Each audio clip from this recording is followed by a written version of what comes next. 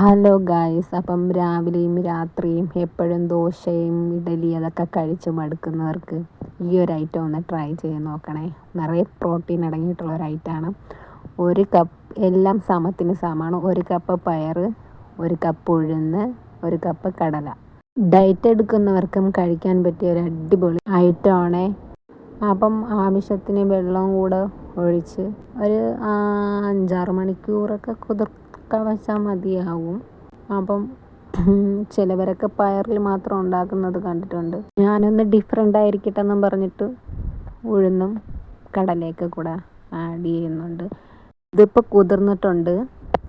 അപ്പം ഞാൻ ഇത് കഴുകിയാണ് എല്ലാം മൊത്തത്തിലും കഴുകി ക്ലീൻ ആക്കിയിട്ടാണ് വെള്ളം ഒഴിച്ച് കുതിർക്കാൻ വയ്ക്കുന്നത്.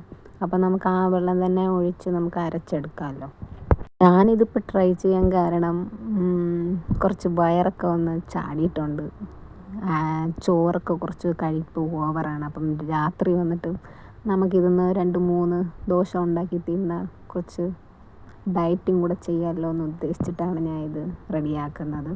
അപ്പം ഇത് നമുക്ക് ആവശ്യത്തിന് നമുക്കൊരു 2-3 ദോശ കണക്കിന് എടുത്തിട്ട് ബാക്കി അങ്ങ് ഫ്രിഡ്ജിൽ വയ്ക്കാമല്ലോ. ഇതിപ്പോൾ ഒരു പ്രാവശ്യം ഞാൻ ഇത് അരച്ച് വെച്ചാൽ എനിക്ക് മാക്സിമം ഒരു 4 ദിവസമൊക്കെ നമുക്ക് വച്ചിരുന്ന് ഉപയോഗിക്കാൻ പറ്റും. പിന്നെ ഉപ്പ് ചേർക്കാതെ വയ്ക്കുമ്പോൾ നമുക്കത് 4 ദിവസമൊക്കെ നല്ല വൃത്തിക്ക് ഇരിക്കുകയൊക്കെ ചെയ്യും.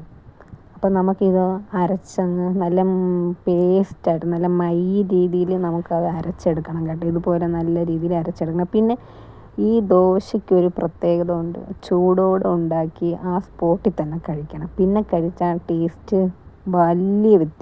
ടേസ്റ്റിന് നല്ല വ്യത്യാസം ഉണ്ടാവും. അപ്പം അത് നിങ്ങൾ ശ്രദ്ധിക്കണം. ഇതെപ്പോൾ കഴിക്കാൻ തോന്നുന്നോ ആ സ്പോട്ടിലെടുത്ത് ദോശ ഉണ്ടാക്കി കഴിച്ചിട്ട് അത് ഫ്രിഡ്ജിലിട്ട് മാറ്റണം. നമുക്കിത് ഇങ്ങനെ പുളിക്കണം അങ്ങനെ ഇങ്ങനെ ഒന്നുമില്ല. എടുക്കുക, ഉണ്ടാക്കുക, കഴിക്കുക, അത്രയോ. ഈ പാത്രം നിറയെ എനിക്ക് കിട്ടിയിട്ടുണ്ട്. അപ്പം ഞാൻ ഇത് നല്ലതുപോലെ ഒന്ന് ഇളക്കി അങ്ങ് മിക്സാക്കി അടച്ച് മാറ്റി വയ്ക്കും. ഡയറ്റ് എടുക്കുന്നവർക്കൊക്കെ നല്ല അടിപൊളി ഒരു ദോശയായിട്ട് കഴിക്കാൻ പറ്റിയ ഒരു ഐറ്റമാണേ. അപ്പം ട്രൈ ചെയ്ത് നോക്കണം കേട്ടോ. മസ്റ്റായിട്ടും ട്രൈ ചെയ്ത് നോക്കണം. എല്ലാം സമത്തിന് സമമാണ്. 1 കപ്പ് കടല, 1 കപ്പ് ഉഴുന്ന്, 1 കപ്പ് പയർ, ഇതൊക്കെയാണ്. വേണമെങ്കിൽ നമുക്ക് പച്ചരി ചേർക്കാം. പച്ചരി ചേർത്താൽ ഡയറ്റിൻ്റെ ആ ഒരു രീതി വരില്ല. അതുകൊണ്ട് പച്ചരി സ്കിപ്പ് ചെയ്താലും കുഴപ്പമില്ല.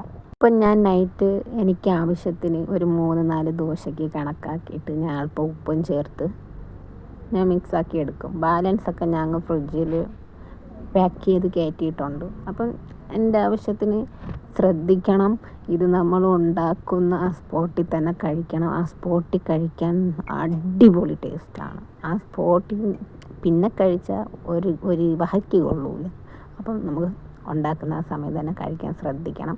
ഇതിൻ്റെ കൂടെ നമുക്ക് തൊട്ട് കഴിക്കാൻ പറ്റിയത് തക്കാളി ചമ്മന്തി, തേങ്ങ ചമ്മന്തി, പിന്നെ നമ്മൾ ഈ പാതിക്കടല ഉണ്ടല്ലോ അത് വെച്ചുണ്ടാക്കുമല്ലോ ആ ചമ്മന്തി, അതൊക്കെയാണ് ബെസ്റ്റ്.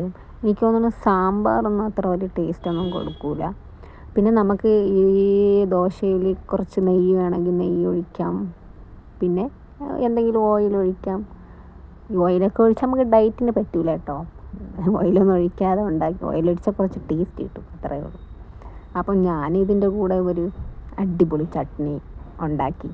ഞാൻ കറിവേപ്പിലൊക്കെ അധികം യൂസ് ചെയ്തൊരു ചട്നിയാണ് ഞാൻ ഇതിൻ്റെ കൂടെ കഴിക്കുന്നത് കേട്ടോ. അപ്പം നിങ്ങൾ ഇതുപോലെ ദോശ ട്രൈ ചെയ്തിട്ടുണ്ടെങ്കിൽ എനിക്ക് കമൻറ്റ് ചെയ്യണം കേട്ടോ. അപ്പം അടുത്ത വീഡിയോയിൽ കാണാം. മറക്കാതെ എൻ്റെ വീഡിയോ സബ്സ്ക്രൈബ് ചെയ്ത് വയ്ക്കണം, ലൈക്ക് ചെയ്യണം, മറ്റുള്ളവരിൽ ഷെയർ ചെയ്യണം. അപ്പം അടുത്ത് ഞാൻ ഇതുപോലെയൊക്കെ വീഡിയോ ഇടുമ്പോൾ നിങ്ങൾക്കത് നോട്ടിഫിക്കേഷനായിട്ട് കിട്ടും. അപ്പോൾ അടുത്ത വീഡിയോ കാണാം. ബായ്.